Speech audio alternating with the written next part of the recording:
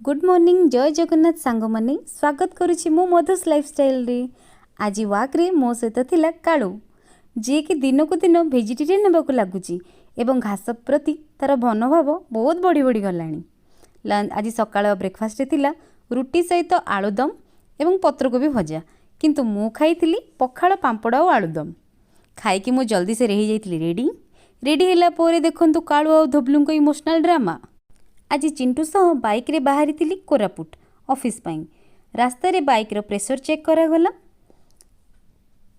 सुनाबड़ा परी जगार मध्य दिन 10टा रे बहुत गरम होउची, माने कहतुनी बहुत ही गरम।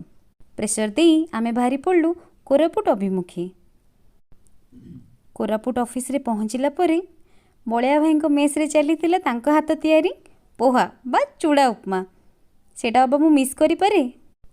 पोहा खाई सारला परे यास्मिन दीदी आनी गाजर हलवा और पुरीर महाप्रसाद पाइबाकू मिलिला।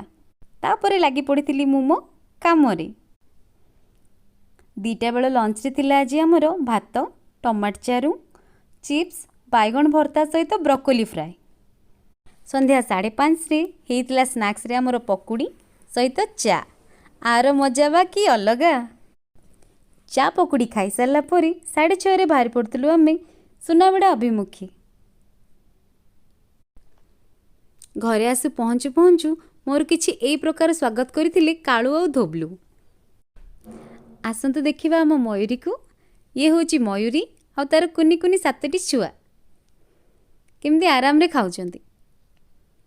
एपट साइड रे अछंती हमर ब्लैकी मैडम जे कि भारी रागी। से तांको अंडा मानक प्रति नहीं बहुत पॉजिटिव। देखंतु केमती रागिबो। वीडियोटी भल लागिथिले लाइक करिवे, शेयर करिवे, सब्सक्राइब करिवे। रहिली।